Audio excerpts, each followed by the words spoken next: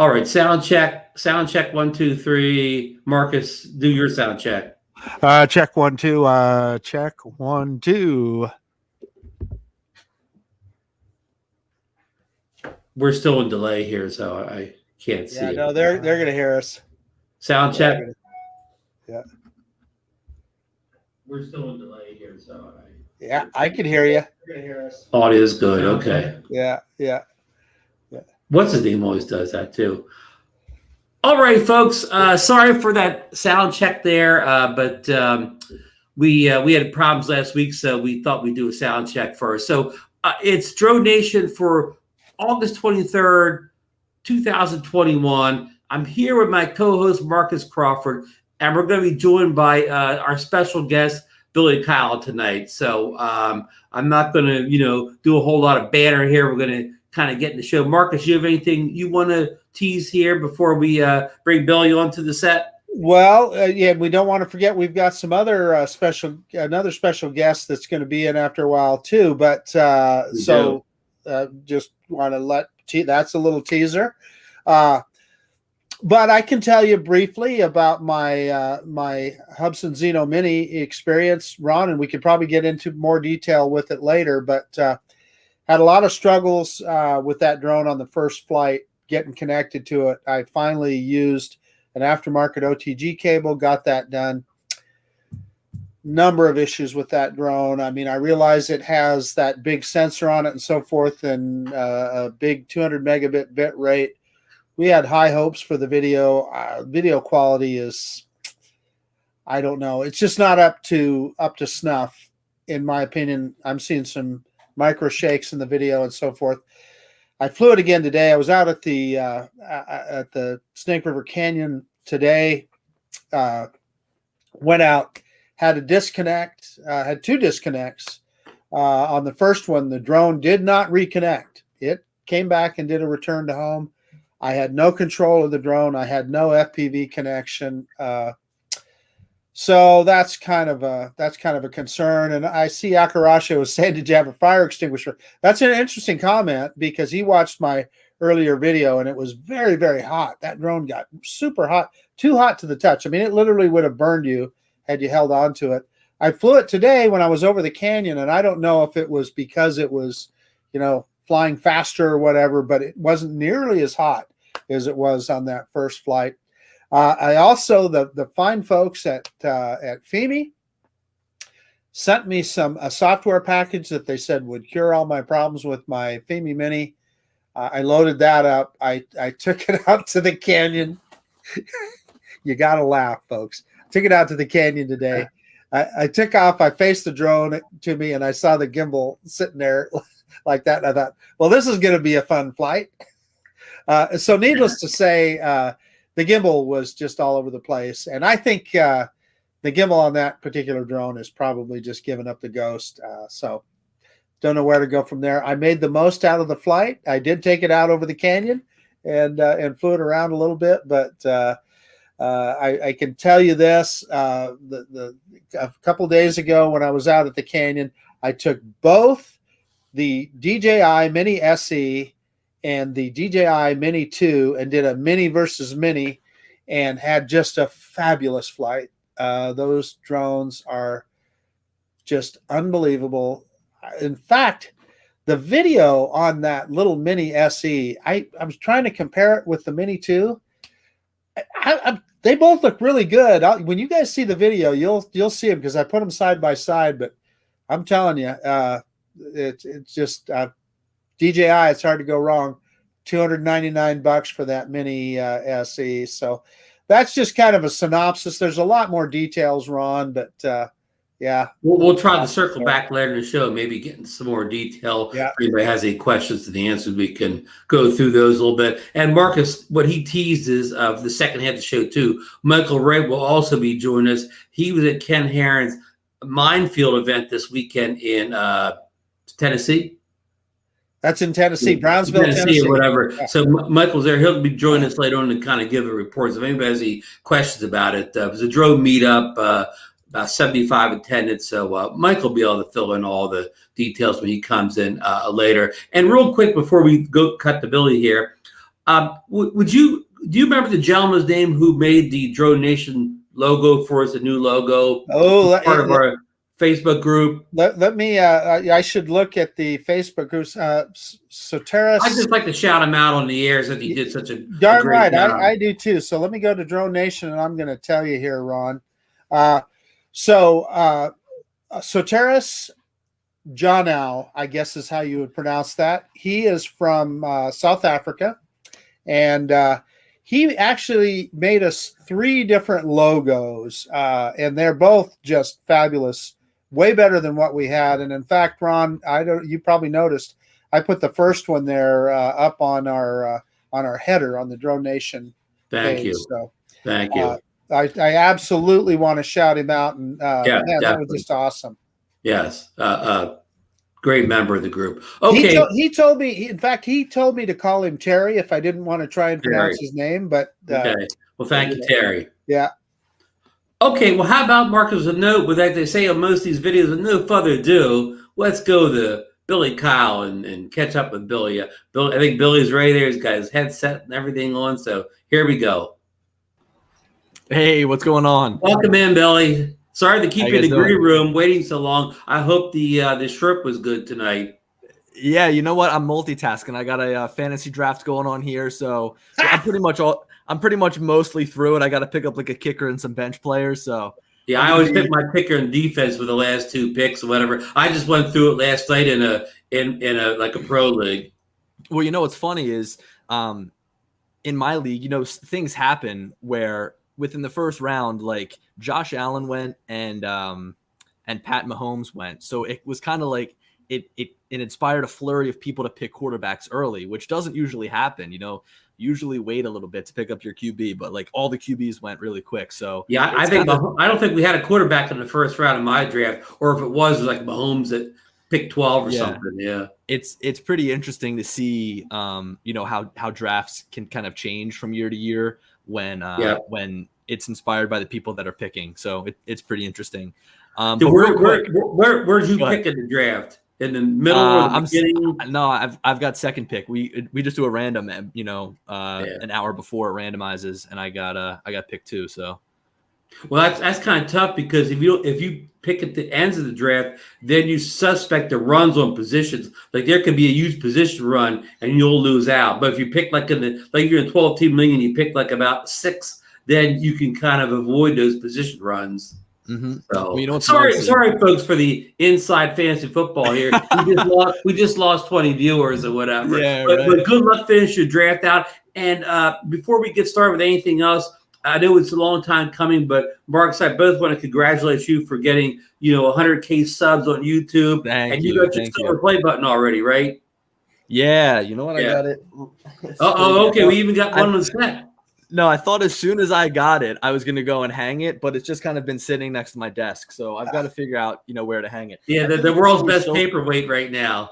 It's always so permanent. Like when you hang it, and if you don't like it, you're like, then I got to, get the nail pop, and I've got to cover that and then repaint. So I'm trying to be picky and selective where I'm going to put it.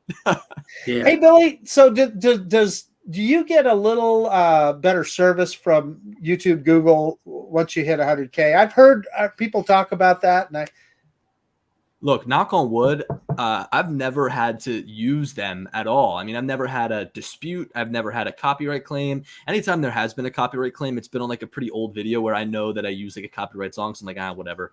But yeah, knock on wood, I haven't had any issues whatsoever. So I can't tell you because I don't know. I haven't tried.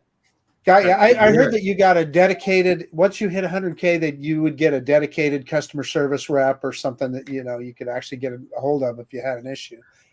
Yeah. Be pretty nice, right? Cool. Yeah. Well, you'll find out shortly, Marcus. Yeah, I wish.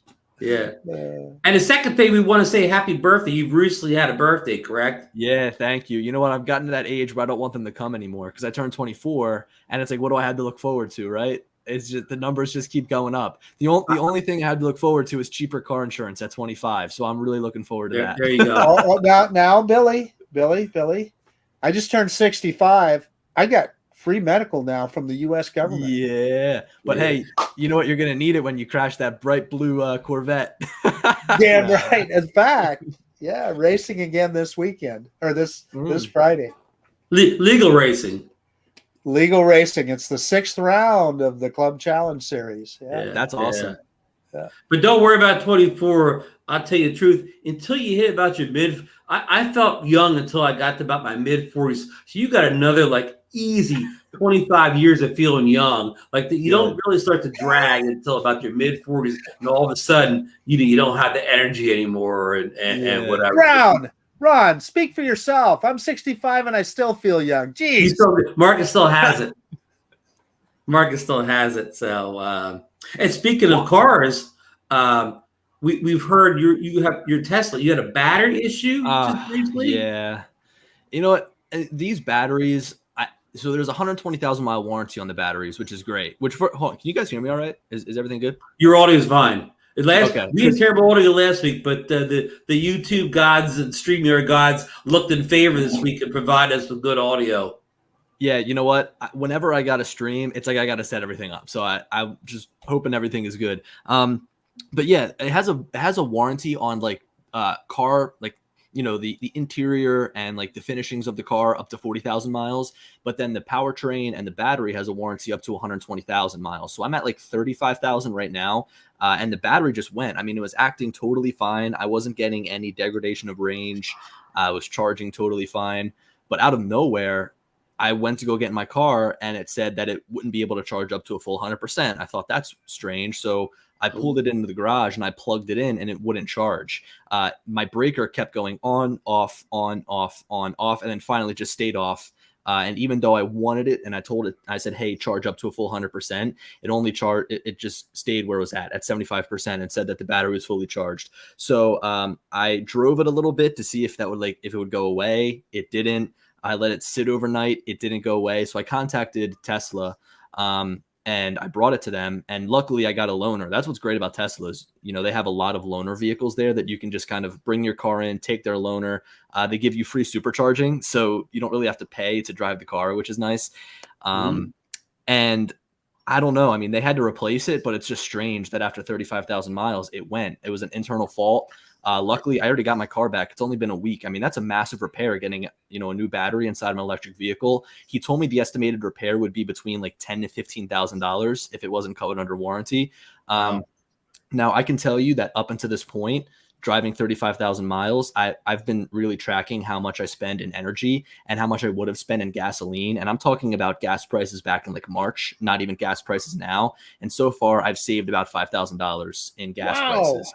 Wow. Yeah. So by the time I get to that point, let's say when I cross 100,000 miles where I need to buy a battery, I'll look back at how much I've saved and say, it's going to make that repair when it comes necessary, when it comes time, a little bit easier to handle. But if you think about it, like, what was I going to say?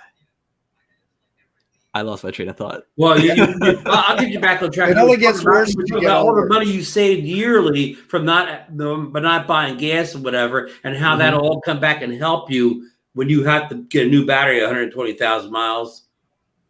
Yeah. Well, here's what's great is that I have a brand new battery in my car right now at 36,000 miles. So it's like all those 36,000 miles I just drove.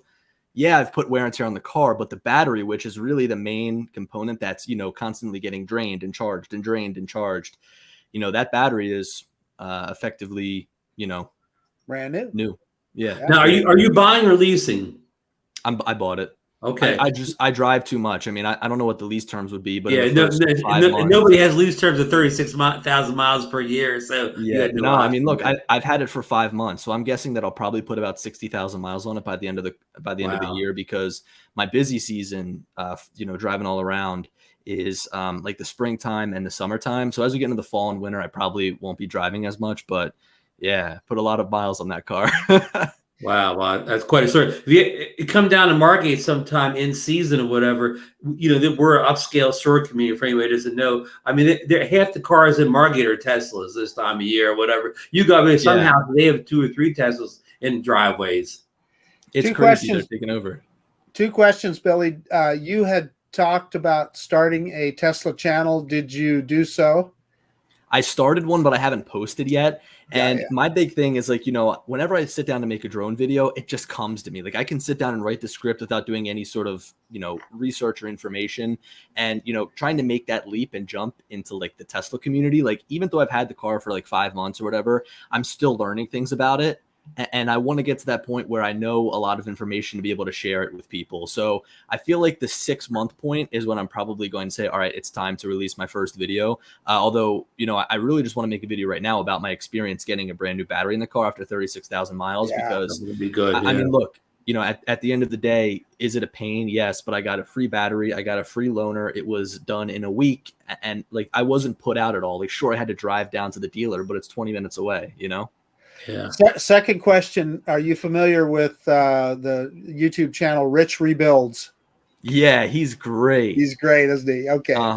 He's awesome. And Yeah. this other girl, Simone, built like a truck out of a Model 3. That's right. The truck, Yeah. the Truckla. Yeah. Yeah. So there's a lot of cool projects that people are doing. And I you know, there's kind of that whole thing about where Tesla, like only Tesla can work on their vehicles. And to a certain point, I think that you should be able to repair your own vehicles, but Teslas are just so specific that like, if there's an issue with it, I'd rather just bring it to them because they're going to know how to work on their own vehicles. Like, you know, if something goes wrong with the battery, I'm not going to Pep Boys, you know, they're not going to know what to do. You've got to bring it to Tesla. And that's just because the technology is so new. But as we continue to grow with technology, and let's say in 15 years from now, most cars are electric, then I think it'd be feasible for, you know, you to bring it down to a different auto repair shop than going to Tesla. Let me rephrase that a little bit for you, Billy. So you're at a parking garage and there's a Tesla parked next to you, and the owner did some of his own repairs, and then that battery shorts out and burns down his car, burns down your car. That's why you want to take it to Tesla, because there's that could happen. And you know, it's one thing if somebody, you know, didn't put their air cleaner on right on a regular car, their car just won't run.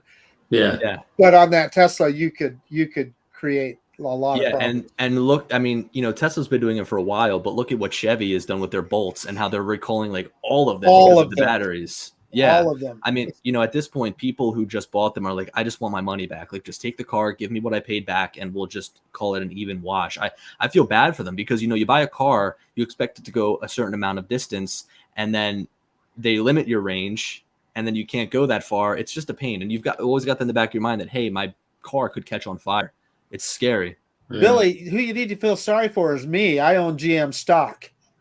Well, you know what? I bought Ford stock when it was down at $8 because I knew that they were going to come out with a pretty sweet lineup. Yeah. And so I'm happy about that purchase. And just looking at like the future, I think we should get into drones after this too. We should, yeah. I'm gonna spit that real fast as soon as you let me get a word, and I'll turn it back to drones. Looking at the future, I mean, I think that it's a great time to buy automobile stocks, not financial advice, just because there hasn't been more of a time to want to go and buy a brand new vehicle. Like, what's the difference between a 2016 and 2020 Toyota Corolla? Not much, right? But if they make this electric and they say it can drive itself, that is a big selling point to say, okay, I'm not going to buy that used car. I'm going to buy a new car. So auto manufacturers win. Okay, drones. Yeah. Okay, we're going to slowly segue into drones. We're going to call this like you know, Billy's pet peeve department here. What's up with your iPhone? While you're trying to fly outside in the summer, and why don't you have that USB-C port on your iPhone? You know what? Here's the thing. It's like I was thinking about it earlier because you sent me over what we're going to talk about, and it almost just got me pissed off even more.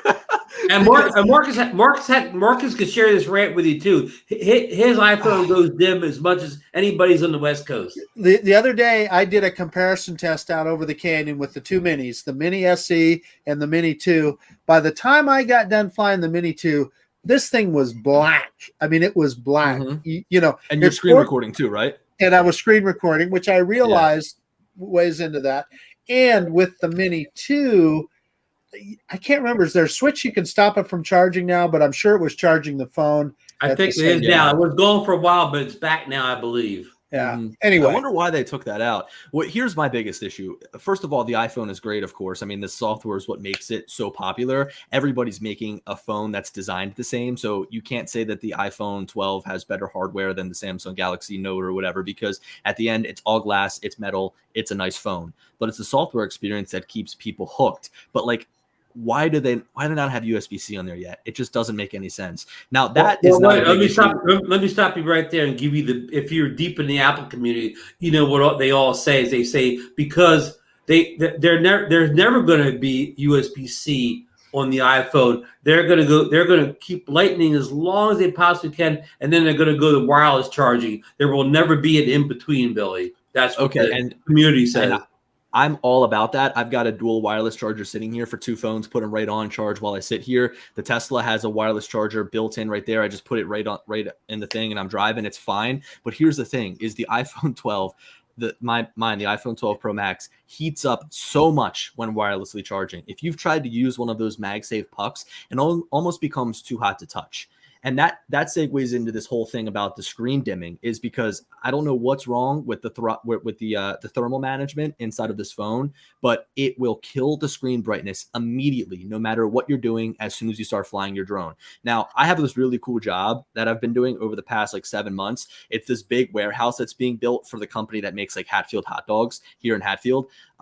And they're building this new like warehouse. It's in the middle of nowhere, and I don't drive onto the site to fly my drone. I actually park on a hill like across the street. So I'm looking down on this building, right? And it's really cool because from where I park, I just fly from my car. I put the drone outside of my car. I sit, I buzz across a field over to, the field or the warehouse. It's perfect. So I'm inside of a nice air-conditioned car. Don't you know, 30 seconds after I take off, my screen brightness dims inside of a regulated 66-degree temperature car. So can't you be blamed on the heat outside? The phone screen, it cuts in half. It absolutely doesn't make sense to me why it would do that in a cool car. True. Now I got a question for both of you guys. This is the iPad Mini 5 here, and it's a much bigger device in your phones and cools itself much easier than the phone does. Why don't you guys fly with the Mini 5 and not the phone? Because this will not heat up and dim as quickly as your phones will.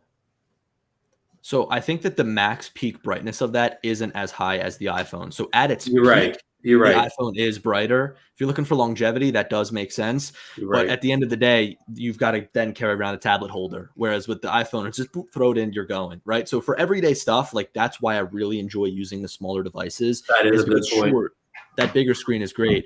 Now, I'll tell you that, and I've said this before, I think that we talked about it. My go-to screen over the past couple of days has been the Samsung Galaxy Fold 2. I've really been using that a lot, especially in the Mavic 2 Pro, because it still fits in the clamshell underneath. Oh, really? It fits in your pocket, folds open to a size that's about the size of the iPad Mini with thinner bezels around the outside, super bright screen, 120 hertz. It's by far my go-to device right now when flying a drone. So, Billy, it does not dim. It does not heat up and dim like the... Nope. Now, a lot of people speculate that the iPhone... Yeah, a lot of people speculate the iPhone, because it has that powerful processor in it, that's the reason it heats up quicker than other devices, because you basically pay for all that processing power in the phone going into its whole mode of heat control. Look, you're absolutely right about that, and I don't know. It's just a terrible device to fly with. Like I want to make a video about it. But I feel like it's just too small of a topic. But regardless, at the end of the day, I'm done flying with this device. I'm done flying with the iPhone 12 Pro Max, and that's a big thing to say, because it's my daily driver, my everyday phone. And it's been my phone. Now, both of you guys have a Max. I only have the standard size Pro, and I don't seem to have as much of a heat issue as you guys. I wonder if the Max creates more heat than the standard size Pro. Could that be a possibility? It could. Possible. The other aspect to that, though, is the fact that DJI really kind of builds their products to favor Apple iOS devices. So, although I'm sure you have to sideload the Fly app on Android, which is whole nother kettle of fish too. Billy just got his kicker. Billy just got his kicker a minute ago. Did you get the Eagles kicker?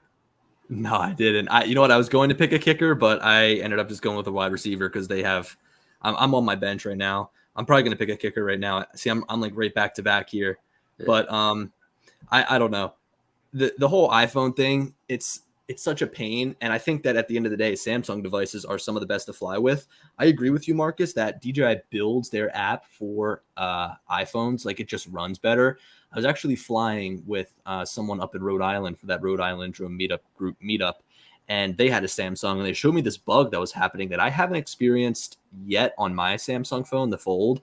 But whenever they would try to touch a button, it would gray out. Like it'd go totally gray, and every single button he touched would turn gray, and the app became not functional. So we'd have to quit out, reopen, and then it would work. So there's definitely some bugs in the Android app. I mean, you think about how many devices they have to make this Android app for, and how little iPhones they have to make it for, right? But I'll tell you what is the point of using a device where the screen gets so dim you can't even see? I'd rather see and use an app that's, a little bit limited in functionality and usability. Makes sense. I keep thinking we need to invent some kind of a heat sink or something to go on the back. Yeah, right. There's got to be a way. We got to bring a fan with us or something like that. Or have Apple make a water cooled iPhone or something like that. Yeah, here's a counter argument that a lot of people have said, like, why not just use the smart controller? But I've just found that the range is just not the same on it. It's a matter of fact. It's just like it's more laggy, and it doesn't make sense. You would almost think that it would be better. Like you'd be like, oh, hey, you get better range or you get a better connectivity if you get this dedicated controller. But for some reason, it's just not, which is a shame. Look at that. Yeah, we beat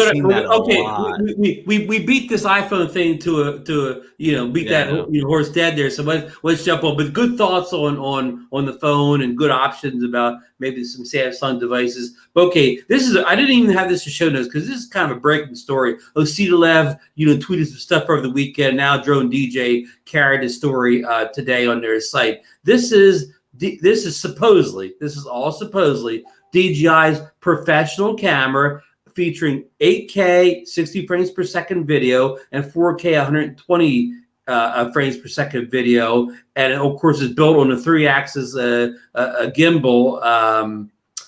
Would you have any use for a camera like this, Billy?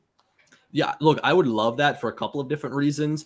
First of all, like what we're looking at here, if you think about it, kind of looks like a mishmash of DJI products. It almost looks like we have a Crystal Sky there on the left side.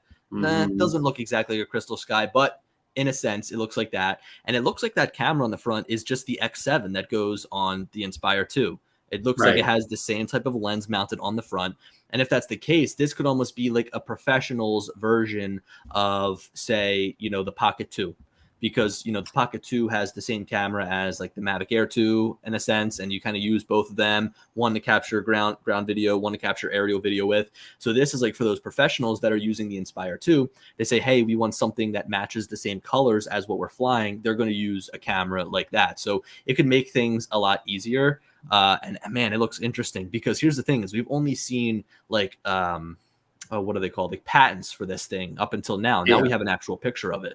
And the other big DJI leaker, he posted a different picture, and I don't have that available. Just a ballpark. I mean, I know this is totally ballpark, but what do you think a price point for something like this would be, Billy? Well, look, just that camera alone, along with the lens, is like $4,700, $4,500. So it all comes down to what that big box does, right? Like that big box is obviously the processor for all of this. You can almost think of like, because look, the camera on the front, if that connects to a drone, it's kind of like a dumb camera. Like it gets all of its processing power, its battery directly from the drone. So that's why the camera is like so small, even though it's got such a big sensor, it's in such a small body. Because you look at these other cameras that we use, I don't have one sitting near me. You look at the cameras that we use, they have to include all of those internals inside, but the camera for this is very small, whereas it seems like that box is where all the processing power goes. So they're almost making like a cinema camera like Red does, where you buy the camera itself and then you've got the lens on the front, and then you've got different accessories you can buy, like a handle and like a screen on the side. And let me just say that DJI makes good enough cameras to get into this market. Like if you look at Sony and they're jumping into the drone market, and you can understand that because they're an electronics company. And I can understand why DJI would make a jump into the cinema world, being able to use cameras on the ground, because I think that one of the biggest issues with movie sets is that the director is so specific on what type of camera that they want to fly. That's why they use big drones like the Alta Free Fly, for example, where you can actually mount cinema cameras underneath so that you can put the same camera you shoot the movie with onto the drone. So for someone that wants to do this on a budget, I mean, even though this is very expensive, this would be a budget option, being able to take the camera you already have on your Inspire 2, shoot with it on the ground, and then put it up in the air. So that's really enticing to me. Even though I don't have the X7, it looks like something that could be really cool. Thanks for that insight on that. Going way over my head, maybe Marcus's too. Oh, for sure, mine. Yeah. Okay, we're going to quickly jump here. So thanks for your thoughts on that. I'm going to get rid of that screen. Can we talk about the Mini SE real quick? I got a rant. Oh, well, yeah, that's on the story. Okay, we have, I put down one of the comments, the new DJI Mini SE, is it worth it? Or should you just save a little extra money and get the Mini 2 wait for the Mini 3? Both of you guys have done unboxing and test flights of the Mini SE. So, Billy, where do you want to go with this story? Like, why did they release this drone, right? Like, I don't understand it, because you look at let's say the Mini SE doesn't exist in a vacuum. You have the Mavic Mini 1 and you have the Mini 2. The only difference between those two drones is that the internals of the Mini 1 were the same, and they put inside of a new shell that has reinforced arms, bigger motors, and that little LED on the front, okay? Because we know that drone, the Mavic Mini 1, can be capable of shooting 4K video. It can be capable of shooting raw photographs, but it was just limited. So across all of these drones, you essentially have the same exact hardware. So if that's true, why would they then take that same hardware, put it inside of a Mini 2 body, take away the LED, limit how fast it can fly because it only does 31 miles an hour, right, and say, hey, this is a brand new drone. We're going to sell it for $300. So I understand now they can just make one body. It makes it cheaper, and they can put Mavic Mini 1 specs in it. But why not just sell the Mavic Mini 1? Why does there have to be this new Mini SE? Well, so you're saying that they should have priced the Mavic Mini 1 at $299, because my obvious answer was going to be price. Yeah, right from the get-go, they should have just said, hey, we're still going to keep the Mini 1 at this $300 price point. And up until this point, they could have been selling both drones. Or they could have put the Mavic Mini on like discontinuation for a little bit to boost sales of the Mini 2. And then after a couple of months, say, well, look, now we've brought back the Mini 1. It's cheaper. Here you go. So yeah, that makes sense. I will say this. I think Rick Smith was saying that he believes that the ESCs and the motors are the same as the Mini 2. So why isn't the SE as fast as the Mini 2? I did my back-to-back test, and there's a big difference, not just in horizontal speed, but vertical speed. Big difference. Mini 1 and Mini SE are at 31 miles an hour. Mini 2 is at 36 miles an hour. And my assumption is just so that they can keep that gap a little bit bigger between Mini 2 and Mini SE, right? Yeah, that's exactly what I was thinking. I was thinking that maybe it just does not pitch as hard as the Mini 2, right? So it's not going to get the same speed. It could, and that could be done through software, right? So they can just say, hey, the max pitch angle of this drone is set to this many degrees, and that is then going to limit the speed. Because there is no gimbal pitch shift with this thing. None. Mm-hmm. Yeah. Hey, but to kind of maybe answer Billy's question, but why did they make this drone early before it got released in the U.S.? And it's not even on, like I think you put in your video, Billy. It's not even on DJI website. We think, a lot of us think this drone was intended for overseas market only. It was never made for the U.S. market. It was an attempt to a lot of markets like Asia, South Pacific, whatever, to kind of go against all the budget drones that were selling so well there, that this could come in and kind of kill that whole budget drone market, that under $300 market. But it was so much. Marcus is laughing. Online it was so much interest online that DJI, it's almost they couldn't hold it back from the U.S. market. They probably never figured that would be any interest for in the U.S. market, but there was. Yeah. Yeah. Go ahead, Billy. I don't know. I don't get the release. I'll never get it. I won't ever. It's funny. Just the guy that I talked to at DJI, I said, "Hey, do you guys think you can send it out to me?" And they didn't. So I got it through Adorama. They sent it out to me. And that just leads me to believe that there's not a lot of marketing done around this drone, right? I mean, you look at their website and there's no original videos out. Like they're like, oh, this is the release of the Mini SE. It looks like they just have a bunch of like maybe leftover Mini 2 like promo photos, and they just photoshopped out the LED on the front and they just changed the text to Mini SE. Saves them even more money if they don't do a lot of promotion on it. But Billy, could this be compared? I'm going back to Apple again. Could this be compared to every once in a while they'll release an iPhone SE and it'll be a smaller version of the iPhone and it'll have older tech from a couple generations ago, and they put every so often they put that thing out. It's essentially a Mini SE drone.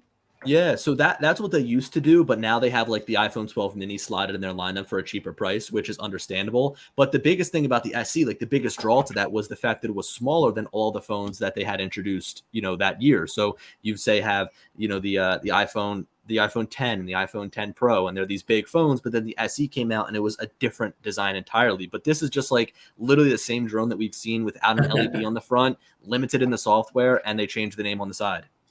So, Billy, I'm going to give you a little bit of a counterpoint. So, live in my world for a second. I review a lot of toy grade drones and what I'm going to call bargain drones, kind of wannabes.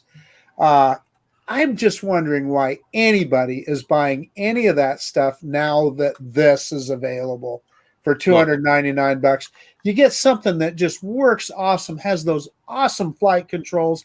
The camera on this thing is just amazing. I just don't know why you would buy an MJX anything or let alone a Hubsan or Femi or You're absolutely right, and that just means that those drones are going to go down in price, or they're going to release new drones that are less expensive, right? So I hate to be the CEO of one of those companies, Billy, right now. What's that? I hate to be the CEO of one of those companies Mark has just described now, because he's got some tough decisions to make. Right. I've got a Femi that's over there still sitting inside of the box that I haven't done a review on. And Marcus, after I've heard you talk about it, I'm just absolutely dreading it. Billy, leave it in the box. I've got 3 of them I'll send you. I can't tell you how many other things I've opened and they just don't work. So the PowerVision S1, that gimbal that they came out with. Yeah. I have this hilarious video that I'll have to send you guys where basically like Ron, if I send this video to you, can you screen share it? Yeah, I should be able to. If I just get it in the browser window. Are you on a Mac? Yes. And if I text it to you? Yeah, I don't. You probably can. I've never been able to. Barry Marcus tries out. I can never figure that out. All right, I'm going to upload it to Dropbox and send it to you. But basically, like, I've got my iPad because I've got my phone in it, right? So I've got my big iPad Pro, and I'm filming my the PowerVision, right? And I go and I turn it on, and it starts losing its mind. Like, it's like going crazy because it's look, I had it balanced, but it was just like the motors were all messed up. So here I am, I'm holding this big iPad and I'm like trying to stop it, and I just pin it down to my desk. And you got this dangerous drone going crazy on you. Oh, I've got to find it because it's hilarious. Yeah. Listen, we'll cover one more story, and then we'll bring Mike right in to give us the Minefield news from this past weekend. Marcus, can you see the update I have on the screen? This firmware update for the Mavic Air 2S, and I haven't tried the Mavic 2 yet. It may be for that too. The Air 2 did not want this, so as far as I know, it's Mavic 2 only. But people sent it to me this weekend, so much of this came out recently. Marcus, have you had a chance to fool around with this update at all? I haven't, but that looks familiar to me. Wasn't some of that stuff looks like it was in an update a while back? So Ron, I have not fired up my Air 2S. So well, I fired the Air 2S. It definitely asked for it, but I don't get why does it keep saying requires DJI version 1.24 when we're on a much more higher number app update to that. Yeah, in fact, Ron, I'm looking at this. This is an older update. But it's a problem though, because you open up the Air 2S and it pops up. I'm going to do it right now. Yeah, while I mean, we're you don't talking. have to even go looking for it. It just pops up. I'm going to do it right now while we're talking. Yeah, what is actually? It says add focus track. What? Remind me again. What is focus track? Focus track is the tracking functions. So within focus track, you have spotlight mode and POI mode, etc. What's the big deal? They added in 1080p. Everything comes in 1080p. Is the higher frame rate? That's the key here. I'm trying to remember. I'm remembering this too. Now this is coming back to me that it was a big deal that this worked in a higher frame rate. Yeah. Well, Ron, so some kind of a false positive that you open up your Air 2S and this pops up. Well, I'm going to fire mine up right now, and I'm going to see if I get that update, Ron. So we can probably move on. And real quick, let me. I'm gonna. Yeah. Can you guys see this if I show this? All right, ready? I'm gonna play here. Okay, here we go. There we go. This is hilarious. Full screen if you can, Ron. Oh yeah. Hold on. I never. Oops. Oh, you got me here. Hold on. Hold on. I got to figure out. Let Ron. Here we go, Billy. You're full screen now. Yeah, I'm gonna. I go and I tried to move it. Here, hold on. There we go.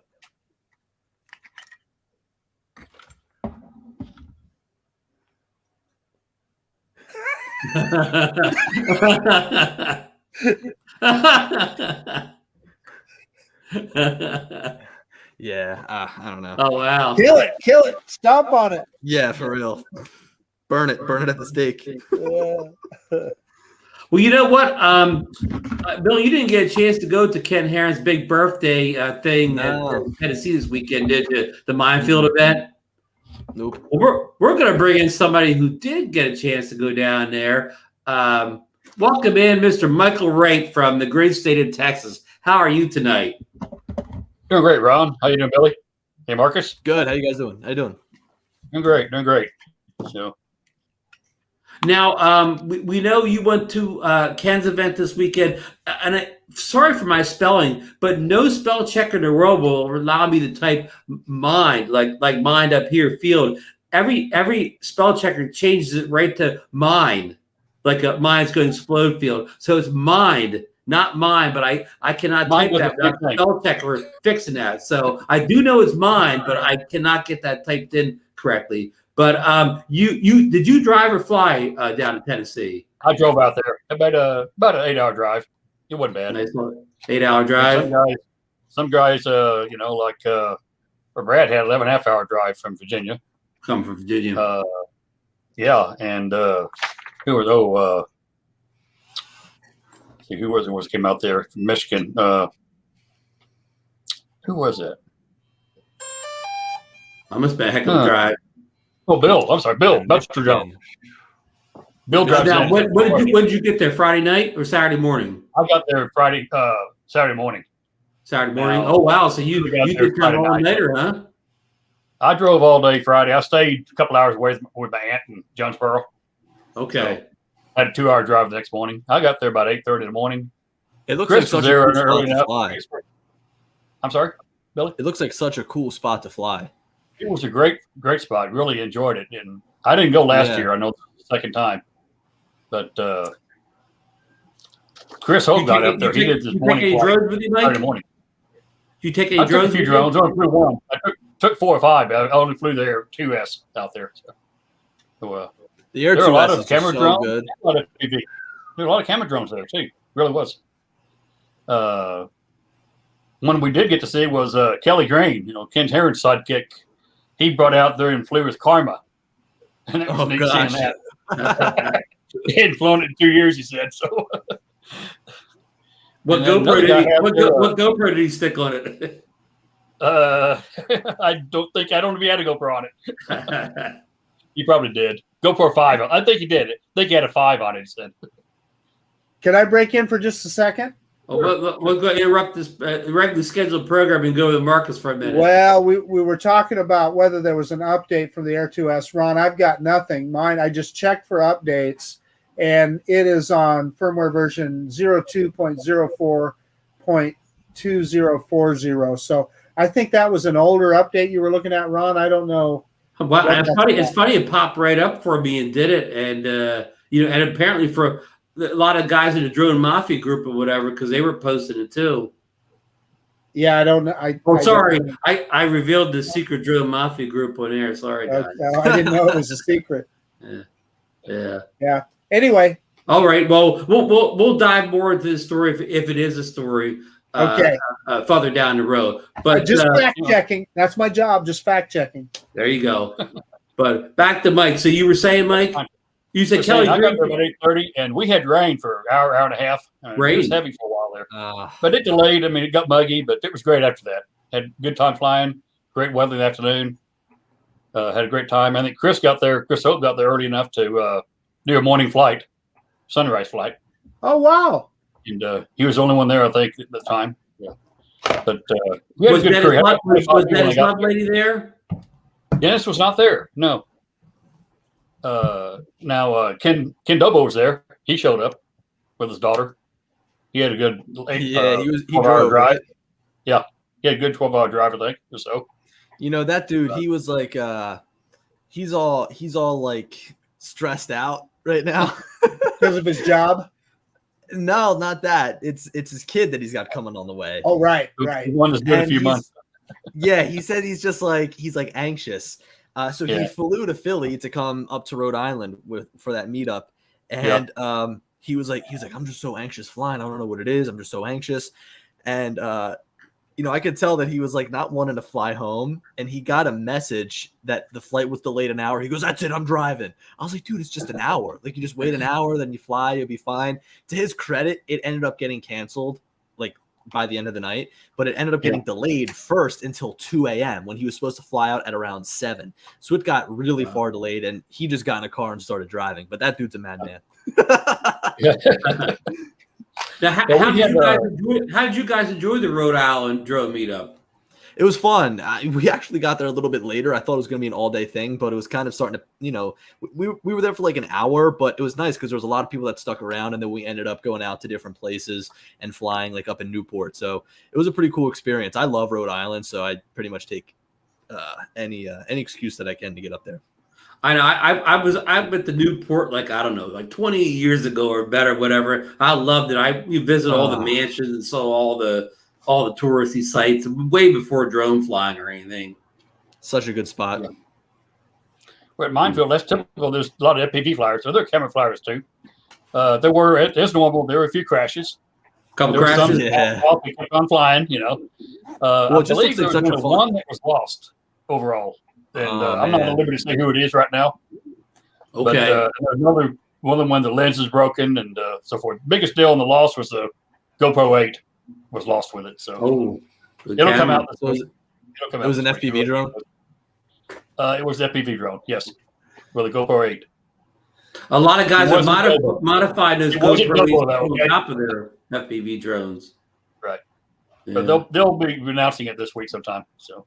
Now, did you fly your DJI FPV drone there? I didn't fly the DJI. I flew the Air 2S. I took my FPV out there, but I didn't fly it. Isn't that Air 2S fabulous? Oh, it is. I love that little drone. It is. I do. So I would flew both the Mavic 2 Pro and the Air 2S because I've got a waypoints mission set up for a job I'm doing. So I just continue to pull out the Mavic 2 Pro for it. It is like night and day. I hate flying the Mavic 2 Pro because the Air 2S is so much better in every way. It's so much more precise. It's so much faster going up and down. Yeah. I mean, when you're diving down with that thing, you'll get to the ground quick. Right. The ascent speed, 6 meters per second, I think, on the Air 2S. I mean, it's quick. It's pretty much double what you get on the Mavic 2 Pro. The Mavic 2 Pro is about 6.9 miles, and you get about 12 on the Air 2S, which is that's a substantial difference. Billy, why do you think they hold back waypoints on the Air 2 series of drones, Air 2, Air 2S? It's just the Fly app in general. You look at every drone that's released with the Fly app, it doesn't have waypoints. So you've got to wonder, like the Go app has really been left behind. I mean, they've done updates here and there for it, but they haven't really touched it in like at all ever since the Mavic 2 Pro released. I mean, that's the last drone that was used on the DJI Go app. So you've got to wonder, right? If they come out with another prosumer drone, is it going to also be used on the Fly app, right? Or are they going to make like a new DJI Go app, which would be a huge pain? But a lot of people are going to expect those features on a new Mavic 3, let's say. And if they don't have those features, there's going to be riots. Oh yeah. They can't release a Mavic 3 without a waypoints. You're right. And of course, we keep hearing delays. Now we hear it won't be coming until the first quarter of 2022. So I guess they got time to work on that fly app. Or yeah, and quite frankly, I don't think there's a huge rush for a Mavic 3 right now. I mean, the Air 2S, even though it's been maybe 6 months since it came out, that's clearly the dominant drone right now. It's held me over because I've wanted something that's just like a different experience, and it offered that, which I like.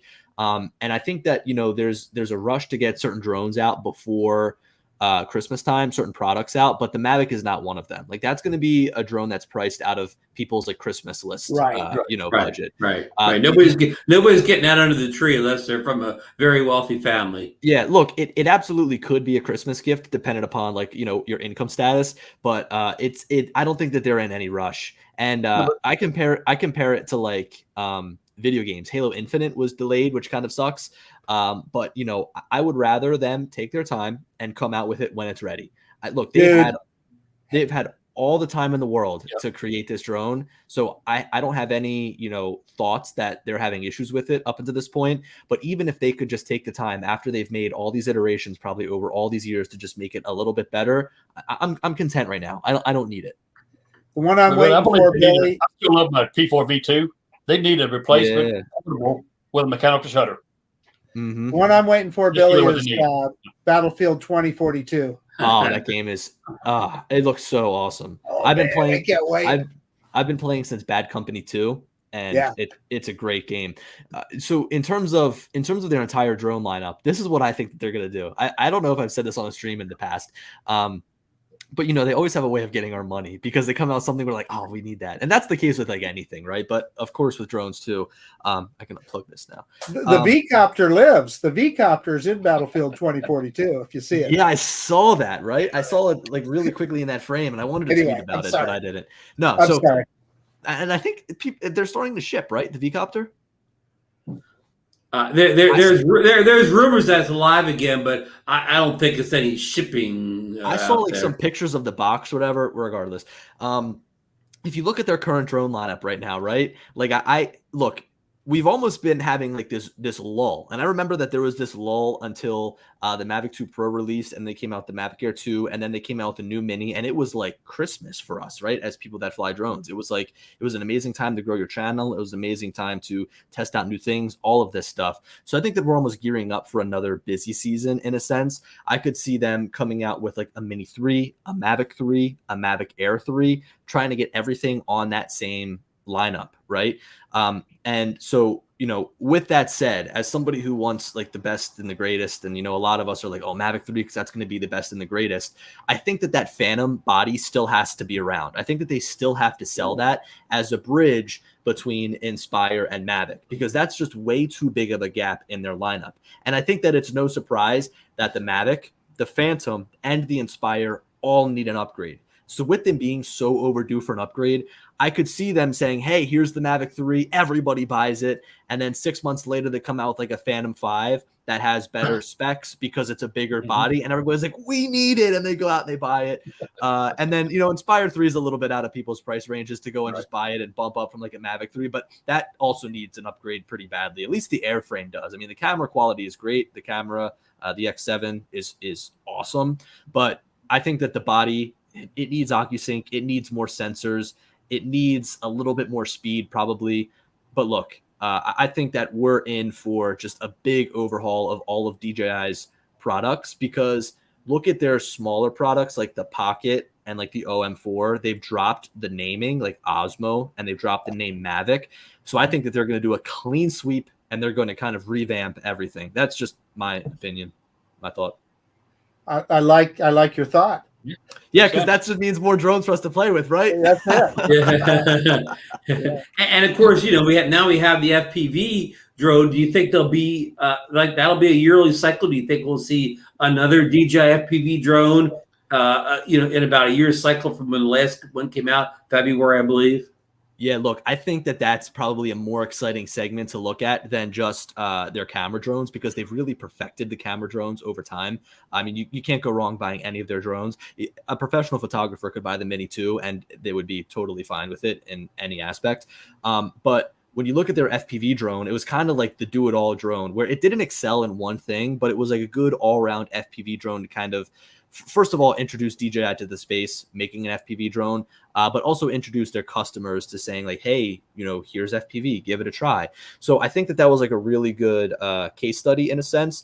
And I think they'll continue to make like DJI FPV drones, but like a drone that can do it all. But I think that they're going to make specific drones for specific use cases. So rather than go the approach with their consumer drones, like their camera drones, where you've got a drone for every price point, I think that with FPV drones, you're going to have a drone for each individual flying style. Whether you just like to fly freestyle, whether you like to fly cinematically, whether you want a drone that can kind of do both, which is kind of like the FPV drone, right? So I think that they're going to have a very broad offering with FPV because of how much of a hit that first FPV drone was. I mean, look, I was able to have it like 4 months before it came out. And up until that point, I warmed up to it and I really liked it. And I remember a lot of people really bashed on it when it first came out. But after you use it, like, it's just fun. I mean, anybody can just say that it is a fun drone to fly. And I think that if they make a V2, they're going to improve on a lot of stuff. You hear that, Marcus? Go ahead, Michael. I'd love to hear your thoughts on that. No, I like FPV. I think you need to get that FPV. I can't believe you don't have it with the number of drones you have. Let me tell you, the peer pressure is just tremendous. Really? Let me tell you what I'm afraid of, and I'm not joking about this. Right. I'm afraid I'm going to get that thing, and I'm into speed. I like to go fast, and I'm afraid it will spoil me for every other drone I own. And I'm not kidding. Well, yeah, and I think that it's different because a lot of people will pick up an FPV drone and never pick up a camera drone again. So I think that it's understandable that like it might potentially kind of ruin your appetite for camera drones. It hasn't for me. Look, I love speed. I bought the Inspire 2 because it's one of the fastest camera drones that you can buy. I was fine with the camera quality on the Phantom and the Mavic, but I just wanted more speed, and that's why I bought the Inspire 2. But you just kind of look at each of the tools in their own right. Like I don't use my Mavic 2 Pro or Air 2S because of its speed. And if I'm chasing something, chances are they're only going to be going 35, 40 miles an hour. They're not going to be flying, moving any faster than that. So I use the FPV drone for speed. Like in my most recent vlog, I was using the FPV drone for its speed to fly through the buildings. But everything else, I use those tools that I have, the camera drones, the Air 2S, to capture photos and video from the air. Mm-hmm. Yeah. Did you see John Coopy had a question? Not a question, but a comment in there, Billy, where he's afraid that DJI is going to abandon the home builders because he said they haven't updated their here it is their gear in a while for home builds that only make their all-in-one units. Yeah, look, I wonder if I have no answer to it, but I think that the answer that is probably true is that they're a very Apple-like company that likes to have control over their things. And I think that that's why they made their own FPV drone, right? That you pretty much buy right out of the box and it's good. I think that, building those components were a good way to capture a good audience for the FPV drone. Like all these FPV guys now were using DJI stuff.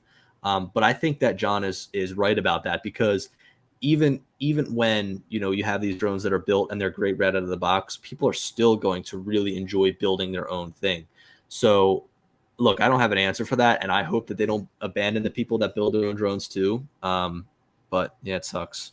Hey, listen, we got a comment from Lon Denard up here. He said, talk about the FPV drone. It's fun to fly for sure, but that camera though, yeah, a lot of people, including Lon, aren't completely happy with the camera. Billy, have you had a chance to take a good look at the camera footage off that? And look, I think that it's because they're trying to accomplish a lot with the single camera. Like most of these FPV drones have two cameras, camera on the front for the FPV section of it, and then the GoPro to record. So like they're trying to kind of like push and pull on that same camera system to benefit the camera as an FPV camera and as a camera that actually captures footage. So you just got to wonder if they might go with like an Inspire 2 route in the future, where they have an FPV camera on the front for that flying experience, and then they have some sort of, camera on the top. And that's why, a lot of people are using GoPros now. Ken has that great FPV GoPro mount for the top. And look, the footage looks 10 times better coming out of that GoPro than out of the camera that's right on the FPV drone. It's smoother. The colors are better. You can get a wider field of view. There's more customization. So, I think that DJI has a perfect opportunity here to build an Osmo Action that is specifically made for FPV drones, because not only is that going to be great for potentially their drone, but people that build their own drones. You look at the Insta360 SMO 4K, which Mark's about to pull one out. Does he have one? Well, I just was going to pull out the Go 2. So yeah, that's great too. Well, yeah. So I know John Coopy has been messing around with this little guy on his FPV drones, and he had some issues with some jello. So I'm just curious. I guess it's probably building the right mount, huh? Yeah, building the right mount. Maybe it's the specific stabilization software in there. Maybe it's just not tuned for an FPV-like experience. You know what I mean? Hey, that just reminded me of something, and when Billy Kyle comes on the show, I got to ask him this. Hey, I was using my Hero 9 the other day. Well, it's when I was in Oregon at Mount Hood, and I'm doing some B-roll, and I've just got it on a stick, and I had it in horizon mode, right, to keep the horizon stable. Mm-hmm. As soon as I went from the outside inside to the lodge, man, the footage got all blurry and stuff. Is that because of that horizon software? I don't know. I feel like it uses a gyro inside in order to determine when the horizon is level, right? Like it's using that data and then it adds the stabilization. It's a really interesting thought, though. I wouldn't know the problem behind that, but I do know that if you're ever changing light sources, like you go from like a really bright scene to a darker scene, you're going to have that shift in exposure, and maybe that shift could have thrown something off. It's not like it was super dark, but it was dark enough that all the footage in there was blurry. And as soon as I walked out the door again, boom, it popped back perfect. That's so strange. Yeah. Yeah. It was really, you saw the video and right away you're thinking, oh, that is, can't believe I could do that. But, you talk about the Hero 8 and Hero 9. Marcus does all these toy drone reviews, right? And I'm always watching the videos, but he's always got his B-roll coming from his Hero 9. And I'm looking at it right away and say, man, the Hero 9 video looks 10 times better than that drones video. We're in trouble before he even takes off or whatever. The B-roll is always better. Yeah. Yeah. And it's funny. Billy, your good friend, Russ over at 51 Drones made a video recently where he showed all the equipment he uses to create his channel. I'm sure you have the same kind of high-end production levels. And I was telling Marcus, we should do our own video where all we have is a couple GoPros laying around or whatever. We just saved thousands of dollars just using these GoPros. GoPro is great. I have a GoPro Hero 9. I unfortunately don't use it all that much, but GoPros are just fantastic for what they are. Seriously, they're great. I love my Hero 9. But now, to counterpoint Ron a little bit, there are some huge channels on YouTube, huge channels that all they use is a GoPro. Yeah. Yeah. Do you guys know who David Dobrik is? Yes. Yeah, I mean, he just uses like a Canon DSLR, no mic, no special lens, no gimbal, no nothing. Like literally, he takes the Canon DSLR and is just using that to film everything. Like, and he edits an iMovie, and he's got 15 million subscribers or something like that. It's crazy. It's really impressive. Yeah. Well, our friend Air Photography, he only uses an iPad Pro. He never really uses a computer for anything. All his videos are edited on iPad Pro. A computer is really not in his workflow, and he's got 300,000 subscribers and growing every day. He's getting close to 300K. Hey, I got a question for Mike Wright. Sure. Mike, so since I've known you, you've been just a camera drone guy, kind of like me. You like to fly a bunch of different drones, and so you got that FPV drone. I mean, how did you adapt to it? Did you do okay with it? I have no problem. I have not put it in manual mode, and I have no desire to put it in manual mode, to be honest with you. I've flown in sport mode. I love that. It's a fun drone to fly. Yeah. I like flying with the controller, too, the motion controller. I've used that a few times. That is neat. Yeah, two things that you just said are really true. The motion controller is a ton of fun, and you do not have to fly that drone in manual to have fun with it. You can put it in that sport mode and get a ton of speed, and it's equally as fun. You do 60 miles an hour in sport in that one. Yeah. 62, yeah. I have a desire to fly it in manual mode. I just want to make that perfectly clear. No, Okay. look, it's fun, trust me, and you'll get some pretty wicked fast speeds. I know that like sometimes I'll go and I'll punch up, and then I'll look and I'll be like, I'm at 450 feet. You know what I mean? Like, it is so damn fast that you are just not even prepared for something like that. Yeah. Yeah. Cool. Hey, I'm gonna put Billy on the spot right here. All three of us, Marcus, myself, and Mike, we all have our tickets and room reservations for Spin Up in November. Billy, are you gonna commit to Spin Up this year? Everybody in the community would love to see you there. Yeah, look, I'm going to be there. I've got a ticket to it already. I don't have a hotel yet. I still should probably jump on that. But yeah, no, I'm going to be there. It's on my calendar, and I'm looking forward to it. I was at the first one. Great. I was at the first one. I didn't go to the other two, or there's been three, right? Right. Well, we all missed the virtual one last year. Yeah. So I went to the first one. I was a speaker, which was at the fun. baseball park. Yeah. Yeah, that was really cool. Well, that's great news, really. And what else? I had something. Get your else. car rented too, because let me tell you, I finally just went on Hertz and I just took the manager special, so I'll get whatever they have for me when I get there. Because I rented an e-bike. They were all out.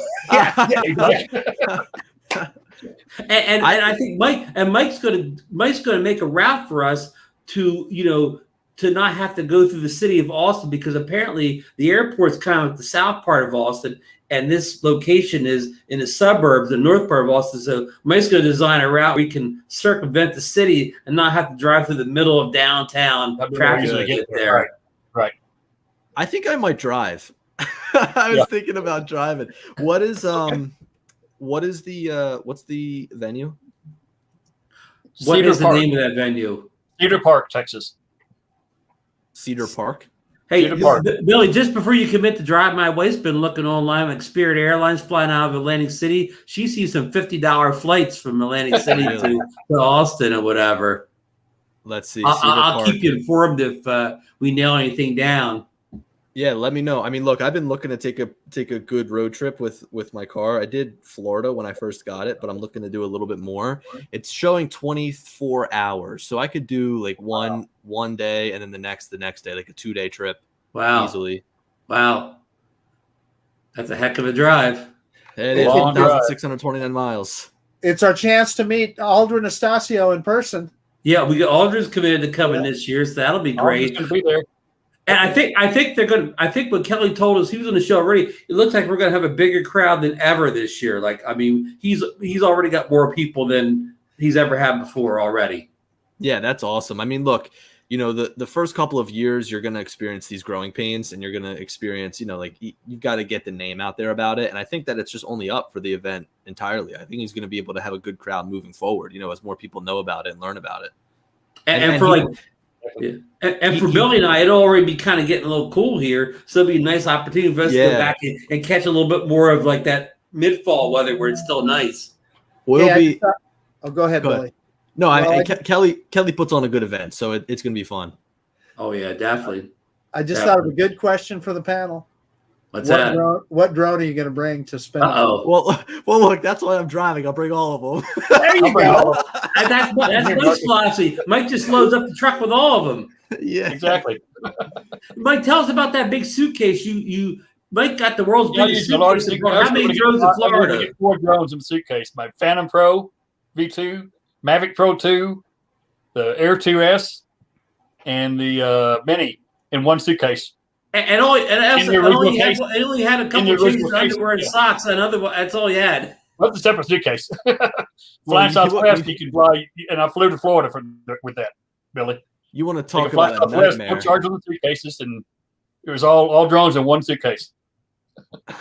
You want to talk about a nightmare? I drove out to Chicago, Minneapolis, for the Eagles Super Bowl when they went back in 2016, 2017, and as I was coming through Chicago, I got into a car accident, totaled my car. This dude blew a red light. I remember. I T-boned him. I mean, my car, like the front of it was like straight line, right? So I had my Mavic Air 2, I had my Mavic Pro, I had my Spark, I had like 4 batteries for each of them. I had a ton of stuff because, you know, you just throw it all in your car and you're good. Like, why not? Yeah. And the Mavic Air had just come out. So I was filming a ton with that. And on my way back through, got into a car accident, had to pack all that stuff into the bags that I had, and to bring it home was such a nightmare. Wow. I'm putting drones inside of like plastic bags and brown paper bags because that's all I had with me. Oh God, it's such a disaster. You're better off next time buying the biggest suitcase you can find and checking it. Yeah, right. Well, at that time, I was like 19. I was. Yeah, I know. You don't think about it. And you know, and Philadelphia Spurs fans, Billy was smart at the 19 to know this may be the only time he ever gets to go to the Eagles to the Super Bowl, so he had to jump on it then or whatever. You may be my age and never experience it again. I don't expect to ever see one again. Well, fellas, I know we've been on a little over an hour here. Does anybody want to bring up a story that we didn't get to or mention, Billy? Anything we didn't cover that you kind of want to talk about, or was bothering you, or were good, or you were encouraged about, or? No, look, I mean, I think it's going to be a pretty interesting time coming up with, you know, murmurs I've been hearing about Autel, with stuff that I believe is on the horizon with DJI. Hey, real quick, just give us a brief recap of what you thought about the whole, you know, CEO coming in like a rock star and then resigning. I mean, we don't go in big. What's your your 2-cent take on that whole situation?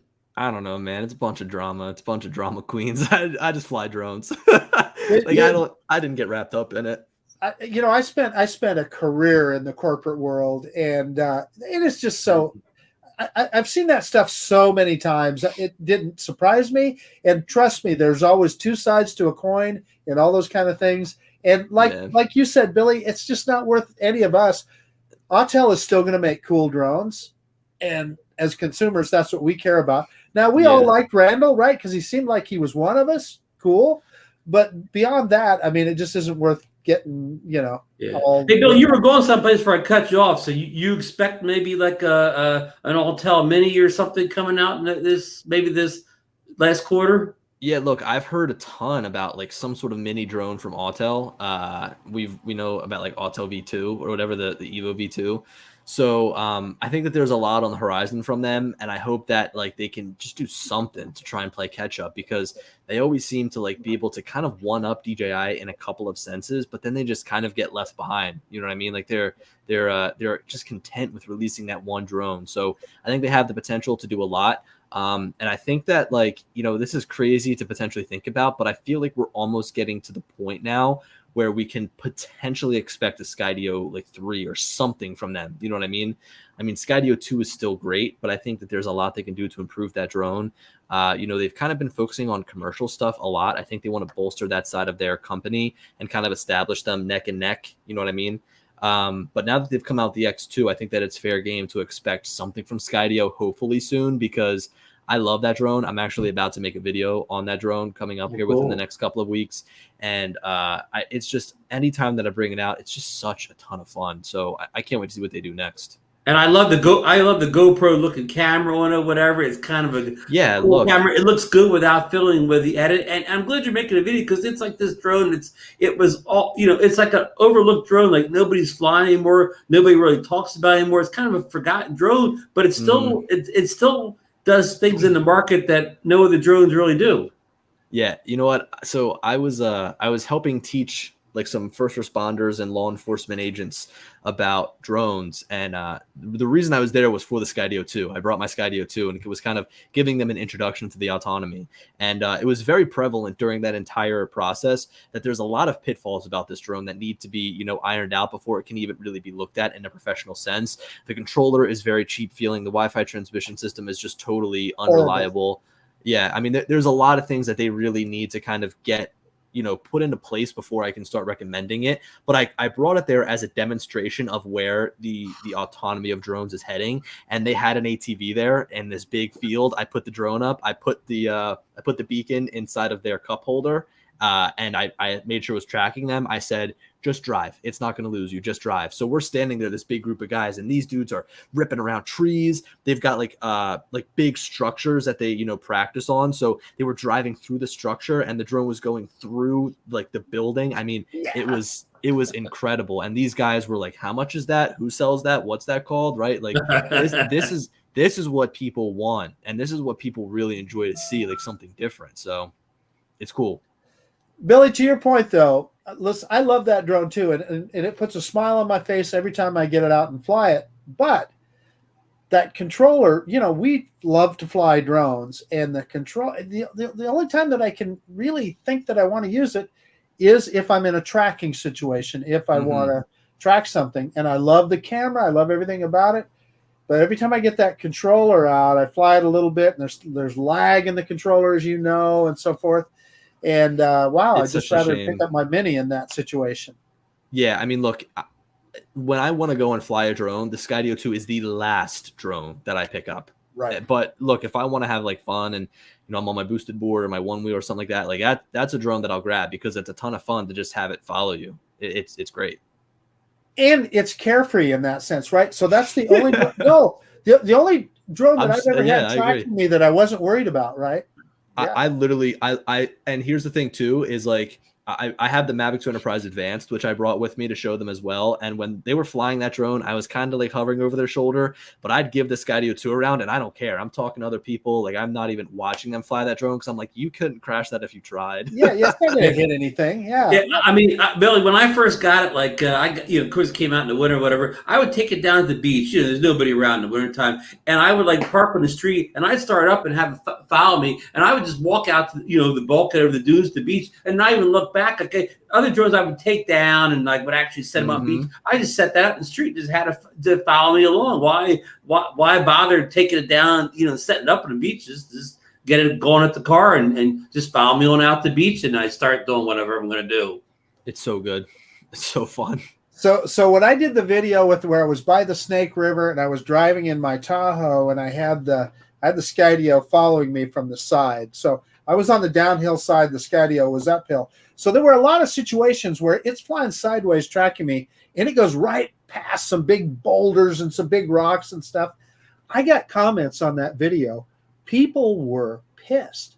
They were saying, well, maybe you could afford to crash a drone like that, but I don't have. And I'm going, no, you don't understand. That drone was never going to crash. It's just not going to. Well. Yeah, look, okay. I'm looking forward to the future of drones and whatnot. I mean, you know, again, like I feel like, you know, we've had like the Air 2S, Mini 2, whatever. But I mean, in reality, we've had a pretty big lull here. Like we still are waiting for some heavy hitting drones to come out. You know, Autel, they're always like they always love to debut stuff at CES. So I could see them making, you know, this year at CES coming out with something. Which, Marcus, are you going again? Oh, heck yeah. Wouldn't miss it. Yeah, I'm looking if he gets his third Pfizer COVID shot before he goes. Oh yeah, I'll get it. We'll have to plan to meet up because I know that we kind of crossed paths last time, which God was 2 years ago now. But yeah, we'll have to get together more extensively. Yeah, you know, that day you were busy, and I didn't want to interrupt because you were focused on that drone, and I didn't want to interrupt what you were doing. And in fact, I ran into Aldrin. It was the same thing. I didn't want to bother him, but absolutely, that is a fun event. I'm going to say, and Billy, I know you'll echo it. Anybody, if you get the chance, if you can get the credentials to go to CES, it's just like being a kid in a candy store. You'll wear yourself out looking at stuff. Hey, I'm glad you guys brought up Las Vegas. Barry Markwood sent this to us today. Remind us the commercial UAV Expo show is September 7th to the 9th at the Mirage in Las Vegas. It's you know, kind of a would you say you know, a drone for, you know. Oh yeah, Steven Sutton is going to be there. Yeah, Steven Sutton is going to be there doing some kind of a demo. He was on Drone Seekers yesterday. Cool. He's flying from Finland to the Mirage in Las Vegas. Yeah. Yeah, I'm gonna go too. I think I just made last minute plans today to try to go. So I'm gonna like fly in super late on the 6th and probably fly out super late on the 8th or something like that. Yeah, well, maybe when you get back, if you have some time, you can come on the show and give us a report on what you saw there.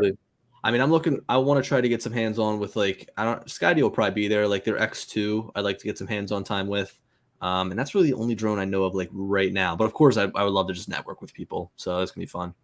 What do you think of all the Parrot and Nafi commercial drones? They have that new one flies on 4G and has all the limos range.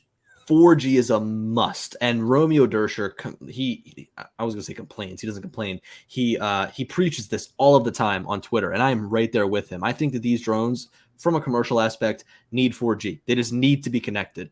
Does that open the door for remote ID? Yes, it does. But it also is going to eliminate your interference if you're in an area that has a strong 4G signal. Just think about being able to have a drone like an Air 2S that has 4G, but then it has like OcuSync 3 or O3 to fall back on as just in case, right? So you can effectively have unlimited range with that drone. You could boot it up from one side of the country and take off if you wanted to, which is pretty crazy.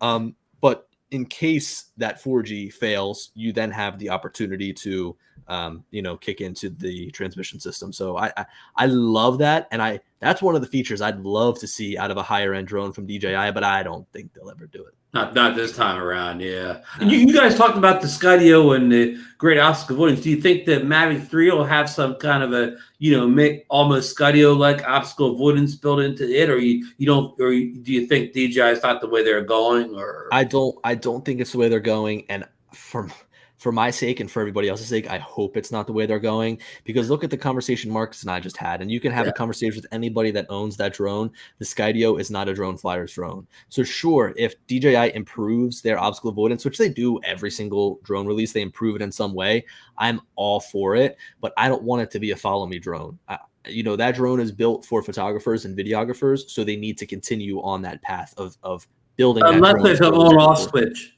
for it, Billy. If you could turn the obstacle avoidance off. Yeah, look, and they always feature that, which is great. But my whole thing is like, I don't want them to focus on that and make it a follow me drone when this drone is clearly built for, much more. Yeah, agreed. Billy, can't they do both though? I mean, just like what Ron says. I mean, of course, now you're thinking about, okay, follow me is going to use up a lot of processing power, so it would have to have a big CPU on it. But yeah, look, they absolutely can. But I just think that you almost, in a sense, have to choose one or the other. And Skydio has clearly favored choosing autonomy. So being able to pour all that much research and development into it is going to make it the standout feature of that drone. But I'd rather the standout feature of the Mavic 3, whatever they decide to call it, be the camera, because that's what a lot of people are buying it for. Agreed. Oh, there's no question. Totally agree. Yeah.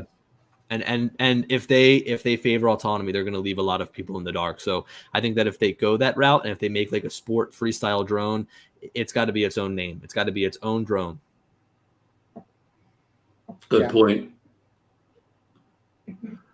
All right. Well, Marcus, do you have anything you want to finish up with? I think we've covered a lot of ground tonight, and we've had people here for almost an hour and a half, Ron. So yeah, poor John Coopy, he's saying no 4G. Remote ID gateway. Yeah. Look, I can understand that, and I just said the same exact thing. It's going to open up the door for remote ID, but I think that from a commercial standpoint, it's definitely something that should be a must in a lot of those drones. But look, I don't think you need 4G if you're flying FPV.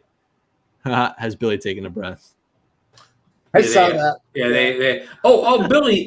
We have on Facebook. We have a big DroneNation Facebook group, and people are saying today about you taking a breath. Anyhow, it's a great group. We really have a lot of good people there. Most people you probably know. I sent you an invite today, so next time you check into Facebook, yeah, absolutely. Join DroneNation, and I promise I won't make you a minister so you get a million messages or whatever. I'll make you like an expert, because I don't think an expert gets that's all those messages. Now, Michael Wright's administrator, he's approving people right and left and whatever, but he won't bug you, Bill. He will just give you an expert tag and join up, and it's a great. And we always promote a lot of your videos in there too, even though you don't know. We're Billy's not a member of DroneNation already. I just checked today. He's got the invite now. Next time he logs in.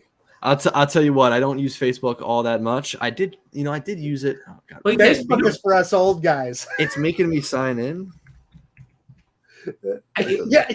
You Not know even what, logged you know in. what, Billy? I don't think there's another social media site that you could do a community as well. I mean, like an interactive community. I mean, there's no place you could post well, but like it's so hard to keep up with Twitter messages and Instagram messages and whatever. It somehow just seems to be just more social. And I hate to sound like I'm a Zuckerberg person here, but it just seems the best way to have a large group interacting.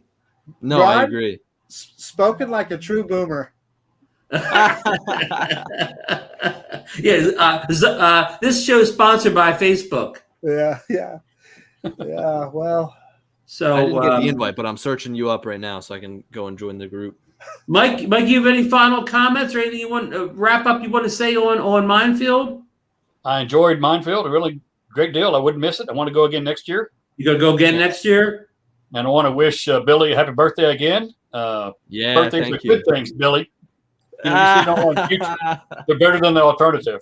I got old a couple weeks ago, just like Marcus, okay? Same age. that's right. I'm Mike not- and I are exactly I the really same got age. old.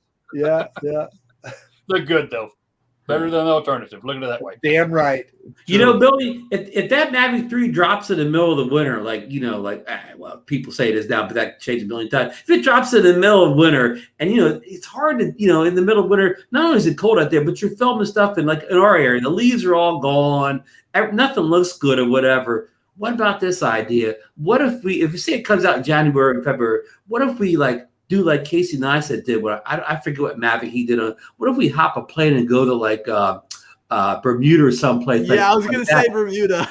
and do like that first kind of flight or whatever in this great location in the middle of the winter. Wouldn't that be and not just one person, a bunch of us go there and on this island and you really test it thoroughly and get some Come great to video. CES, Ron. Come to CES. Yeah.